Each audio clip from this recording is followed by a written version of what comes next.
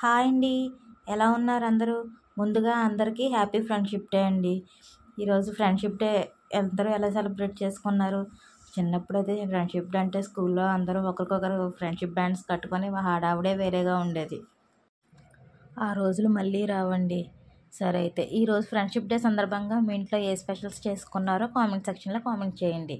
నేనైతే ఈరోజు మా ఇంట్లో ఎగ్ దోశ విత్ టమాటా చట్నీ చేశాను. రండి చూసేయండి. ముందుగా టమాటా చట్నీ ఎలా చేశానో చూద్దాం రండి. ముందుగా ఒక బౌల్లో వాటర్ తీసుకొని పొయ్యి మీద పెట్టుకొని అందులో 4 టమాటాలు, ఒక 5-6 పచ్చిమిర్చి వేసి టమాటాలకి ముచ్చుకలు తీసేయాలండి. ముచ్చుకలు తీసేసి వాటర్లో వేసి బాయిల్ చేసుకోవాలి. టమాటాలు ఉడికిపోయినాయండి. అలా తొక్క సపరేట్ అయిపోయిందంటే టమాటా ఉడికిపోయినట్టే. స్టవ్ ఆఫ్ చేసుకొని కాసేపు చల్లారనివ్వాలండి.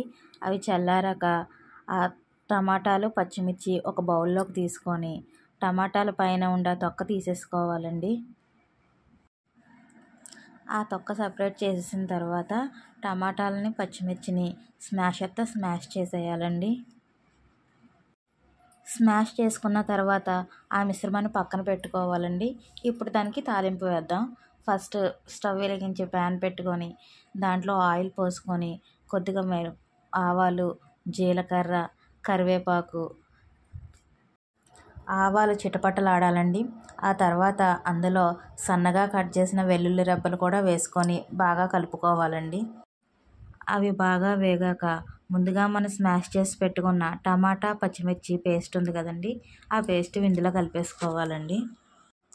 కలిపేసుకొని ఫైనల్గా మనం కట్ చేసుకున్న కొద్దిగా కొత్తిమీర, సన్నని ఉల్లిపాయ ముక్కలు వేసి బాగా కలుపుకోవాలండి. అంతే, టమాటా చట్నీ రెడీ. ఈ చట్నీ ఇడ్లీల్లోకి, దోశల్లోకి, చపాతీల్లోకి కూడా చాలా బాగుంటుందండి. ట్రై చేయకపోతే ఒకసారి ట్రై చేసి చూడండి. టేస్ట్ అయితే చాలా బాగుంటుంది. ఆ తర్వాత మనం దోశలు వేసుకుందామండి. దోశపిండి కోసం నేను ముందు రోజే మినపప్పు, బియ్యం నానబెట్టుకున్నానండి. 1 కప్పు మినపప్పుకి 4 కప్పుల బియ్యం వేసుకుంటే దోశలు మెత్తగా వస్తాయండి. ఇంతకీ ఈరోజు మీ ఫ్రెండ్షిప్ డే ఎలా జరుపుకున్నారు?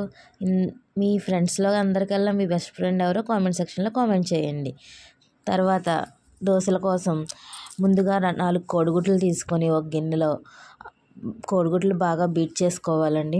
ఆ బీట్ చేసుకున్నాక అందులో కొద్దిగా పసుపు, కారం, ఉప్పు వేసి బాగా బీట్ చేసుకోవాలండి. అలా కలుపుకున్న మిశ్రమాన్ని పక్కన పెట్టుకొని స్టవ్ వెలిగించి దోశ ప్యాన్ పెట్టుకోవాలండి. దోశ ప్యాన్ పెట్టుకొని దోశ ప్యాన్ వేడయ్యాక అందులో దోశపిండితో దోశ వేసుకొని దానిపైన ముందుగా మనం కలిపి పెట్టుకున్న ఎగ్ మిశ్రమాన్ని వేసుకొని 2 వైపులా కాల్చుకోవాలండి. ఇలా 2 వైపులా కాల్చుకొని ప్లేట్లోకి తీసుకొని మనం ముందుగా రెడీ చేసుకున్న టమాటా చట్నీ వేసుకొని తింటే చాలా బాగుంటుందండి. టేస్ట్ అయితే అదిరిపోతుంది. ఒకసారి మీరు కూడా ట్రై చేయండి.